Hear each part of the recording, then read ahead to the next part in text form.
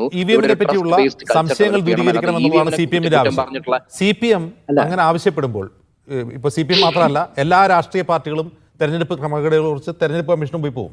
ഇവിഎമ്മിനെ പറ്റി നമ്മളൊരു കാര്യം ചോദിച്ചു കഴിഞ്ഞാൽ ഇപ്പോൾ ഏറ്റവും നല്ല ഉദാഹരണം ഈ 2019 പുറത്തു വന്ന വാർത്ത 20 ലക്ഷം ഇവിഎമ്മുകൾ മിസ്സിംഗ് ആണ്. ഇത് ആരോ പറഞ്ഞതല്ല, ഒരാൾ RTI ഉപയോഗിച്ച് തെരഞ്ഞെടുപ്പ് കമ്മീഷനോടും അതുപോലെ ഈ ഇവിഎം ഉണ്ടാക്കുന്ന കമ്പനികളോടും ചോദിച്ചു, നിങ്ങൾ എത്ര എണ്ണം ഇവിഎം ഉണ്ടാക്കി? അവർ കൊടുക്കുന്ന കണക്ക് ഇവിഎം ഇലക്ഷൻ കമ്മീഷന്റെ കൈവശമുള്ള ഇവിഎമ്മിന്റെ കണക്ക് അത് തമ്മിൽ 20 ലക്ഷത്തിന്റെ വ്യത്യാസമാണ്. അപ്പോൾ ഈ വ്യത്യാസം ചൂണ്ടിക്കാട്ടി ഈ RTI രേഖ സഹിതം ഇയാൾ കോടതിയെ സമീപിക്കുകയായത്. അത് പിന്നീട് വലിയ വാർത്തയായി. ഈ വാർത്ത പ്രചരിക്കുമ്പോൾ തെരഞ്ഞെടുപ്പ് കമ്മീഷൻ അതിനെ ഫാക്ട് ചെക്ക് ചെയ്യുന്നത് എന്താണെന്ന് അറിയാമോ? ഇത് മിസ്ലീഡിംഗ് ആണ്, ആക്യുറേറ്റ് വിവരങ്ങൾ വെച്ചുള്ള വാർത്തയല്ല. പിന്നെ പറയുക, നിങ്ങൾക്ക് കൂടുതൽ വിവരങ്ങൾക്ക് FAQ എന്നെ ലിങ്ക് ഇടുക. FAQ എന്ന് വെച്ചാൽ ഫ്രീക്വൻ്റ്ലി ആസ്ക്ഡ് ക്വസ്റ്റ്യൻസ്. അവിടെ പോകുമ്പോൾ നമ്മൾ എന്താ കാണുന്നത്? EVM ഹാക്ക് പ്രൂഫാണ്. ഇത് നിരന്തരം പറഞ്ഞുകൊണ്ടിരിക്കുകയാണ്, അതിൽ വിസ്തീർണം നൽകുകയല്ല ചെയ്യുന്നത്. അപ്പോൾ ഇതാരാണ് സംശയം ദൂരീകരിക്കുക? തെരഞ്ഞെടുപ്പ് കമ്മീഷനോട്ട് ചെയ്യുന്നില്ല. ശ്രീ സമ്പത്ത്, കോടതി പോലും ഒരു നിമിഷം സമ്പത്ത് കോടതി പോലും ചോദിക്കുകയാണ്, നിങ്ങൾക്ക് തോക്കുമ്പോൾ മാത്രമാണോ ഈ പരാതി ഉള്ളൂ എന്ന്. ഇനിയിപ്പോൾ ഈ ജനങ്ങൾ, ഈ പരാതിക്കാർ എവിടെ പോകും?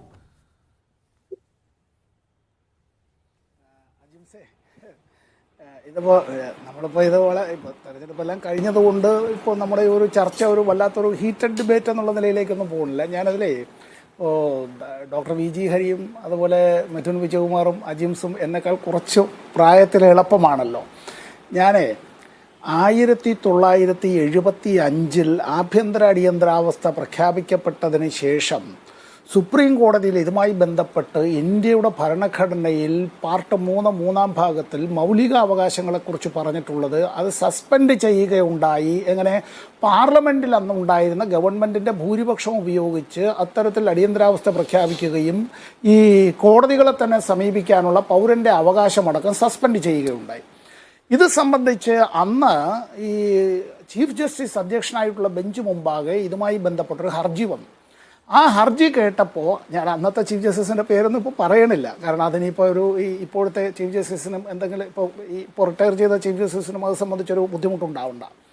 അന്നത്തെ ചീഫ് ജസ്റ്റിസ് അതിനെ സംബന്ധിച്ച് പറഞ്ഞത്, അങ്ങനെ എക്സിക്യൂട്ടീവ് പൗരന്മാരുടെ മൗലികാവകാശത്തെ ലംഘിക്കും എന്ന് കോടതി വിശ്വസിക്കുന്നില്ല, അല്ലാതെ ഈ കാര്യങ്ങൾ അതങ്ങനെയൊക്കെ പറഞ്ഞിട്ടൊക്കെയാണ്. അതിനകത്ത് ഒരുപാട് ലീഗൽ ടെർമിനോളജി എല്ലാം ഉപയോഗിക്കുകയുണ്ടായി. അതിന് വേണമെങ്കിൽ ഒരു മുൻകാലത്ത് ഈ AK Gopalan versus state of മദ്രാസിൻ്റെ കാര്യത്തിൽ അന്നത്തെ സുപ്രീം കോടതി എടുത്ത നിലപാടുമായി താതാത്മ്യം പറയാം. ഈ പറയുന്ന കേസ് സുപ്രീം കോടതിയിൽ വന്ന അതേ ദിവസമാണ് കേരളത്തിൽ നിന്ന് ഒരു എഞ്ചിനീയറിംഗ് കോളേജ് വിദ്യാർത്ഥി രാജൻ, കോഴിക്കോട് RECയിലെ രാജൻ എന്നേക്കുമായി അപ്രത്യക്ഷനായത്. ഈ ചില ആകസ്മികമായ ചില കാര്യങ്ങളിങ്ങനെ പറയുമ്പോഴത്തേക്ക് അടിയന്തരാവസ്ഥ ശരിയായിരുന്നു എന്ന്, അല്ലെങ്കിൽ കോടതിക്ക് തോന്നി എങ്ങനെ മൗലികാവകാശങ്ങൾ ലംഘിക്കപ്പെടുകയില്ല എന്ന്. അപ്പോഴാണ് ഒരു മിടുക്കനായ വിദ്യാർത്ഥി കേരളത്തിൽ നിന്ന് എന്നേക്കുമായി അപ്രത്യക്ഷമായത്. തീരുന്നില്ല. 1977 തെരഞ്ഞെടുപ്പ് നടക്കുകയാണ്. ആ തെരഞ്ഞെടുപ്പിൽ അടിയന്തരാവസ്ഥ അറബിക്കടലിൽ എന്ന് EMS ഒരു മുദ്രാവാക്യം വെച്ചു. തെരഞ്ഞെടുപ്പ് കഴിഞ്ഞു. കേരളത്തിലെ 20 ലോക്സഭാ മണ്ഡലങ്ങളിൽ ഞങ്ങൾ നീറ്റായി തോറ്റു. ഞങ്ങളുടേതായിട്ടുള്ള MLA മാരുടെ എണ്ണം വല്ലാതെ ചുരുങ്ങി. എന്നാൽ അന്നത്തെ കോൺഗ്രസിൻ്റെ ഗവൺമെൻറ്റിന് കാലാവധി തികച്ച് ഭരിക്കാനായി കഴിഞ്ഞിരുന്നില്ല. അന്നത്തെ തെരഞ്ഞെടുപ്പിൽ ഇപ്പോൾ ഞങ്ങൾ വെച്ച മുദ്രാവാക്യം അതുകൊണ്ട് അത് അപ്രസക്തമായി, CPM അപ്രസക്തമായി എന്ന് ബാലറ്റായിരുന്നു എങ്കിൽ പോലും ഇപ്പോൾ ഇവിടെ മിഥുൻ വിജയകുമാർ പറയുന്നത് കേട്ടാൽ തോന്നും, നിങ്ങൾ തെരഞ്ഞെടുപ്പിൽ തോക്കുമ്പോഴാണ് ഇതിനെ സംബന്ധിച്ച് സംശയങ്ങൾ ഉന്നയിക്കുക എന്ന് കോൺഗ്രസിൻ്റെ ചങ്ങാതിയോട് ചോദിക്കുകയാണ്. ഞാനിവിടെ പറയാൻ ആഗ്രഹിക്കുന്ന ഇത്രയേ ഉള്ളൂ. നമ്മൾ തീവണ്ടിയിൽ യാത്ര ചെയ്യുമ്പോൾ തീവണ്ടിക്ക് കുറുകെ അത്തരത്തിലൊരു കമ്പി അവിടെ കണ്ടു. ആ കമ്പിയിൽ തട്ടിയിട്ട് തീവണ്ടിക്കൊന്നും പറ്റിയില്ല, സുരക്ഷിതമായ എല്ലാവരും എത്തി. അതുകൊണ്ട് ഒരു കുഴപ്പവുമില്ല എന്നാണോ കരുതുക?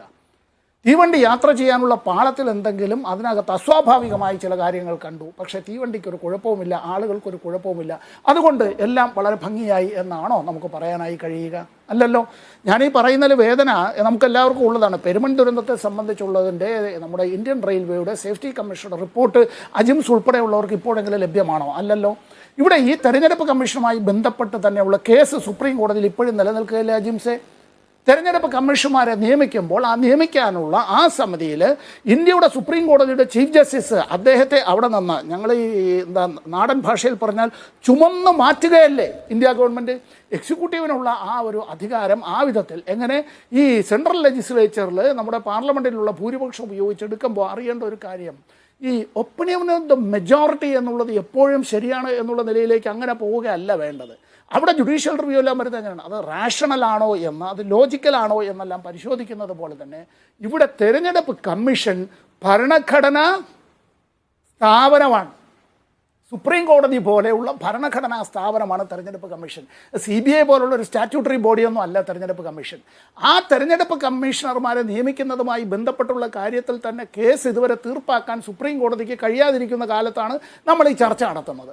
അപ്പോഴാണ് ഈ കാര്യത്തിൽ അച്ഛൻ പത്തായത്തിലും ഇല്ല എന്ന് കുട്ടി വിളിച്ചു പറയുന്നത് പോലെ ഇത്തരം കാര്യങ്ങൾ സർക്കാരല്ല തെരഞ്ഞെടുപ്പ് നീതിപൂർവമായി നടന്നുവെന്ന് പറയേണ്ടത്. സർക്കാരിന് നേതൃത്വം നൽകുന്ന ഒരു ഏതെങ്കിലും പാർട്ടി മുന്നണിയായിരിക്കും, അവരല്ല ആ കാര്യം ചെയ്യേണ്ടത്. അവിടെ ഒരു റഫറിയായി അമ്പയറായി അത്തരത്തിൽ അവിടെ നിലകൊള്ളേണ്ടത് ആരാണ്? അത് തെരഞ്ഞെടുപ്പ് കമ്മീഷനാണ്. തെരഞ്ഞെടുപ്പ് കമ്മീഷൻ നിഷ്പക്ഷമായിരിക്കണം, നീതിപൂർവമായിരിക്കണം. തുടങ്ങിയത് മുതൽ ഒടുക്കം വരെയുള്ള എല്ലാ കാര്യങ്ങളും നിഷ്പക്ഷവും നീതിപൂർവമായിരുന്നുവെന്ന്, സത്യസന്ധവും സുതാര്യവും സ്വതന്ത്രവുമായിരുന്നു എന്നും ഒരു വിധത്തിലുള്ള പരിഗണനയും അത്തരത്തിലുള്ള സ്നേഹമോ വിരോധമോ ആരോടും പ്രത്യേകിച്ച് ഭരണഘടന പറയുന്ന അനുസരിച്ച് നമ്മുടെ മന്ത്രിമാർ സത്യപ്രതിജ്ഞ ചെയ്യുമല്ലോ. അങ്ങനെ പ്രത്യേകിച്ച് തെരഞ്ഞെടുപ്പ് കമ്മീഷൻ ആര് നിയോഗിക്കുന്നു, അതിനുവേണ്ടി രൂപപ്പെടുത്തിയ നിയമം എത്രമാത്രം ഭരണഘടനാ പരമാണ് എന്ന ക്വസ്റ്റ്യൻസ് നിലനിൽക്കുമ്പോഴാണ് നമ്മൾ EVM-ന്റെ സുതാര്യതയെക്കുറിച്ച് ചർച്ച ചെയ്യുന്നത് എന്നുള്ളതും പ്രസക്തമാണ്.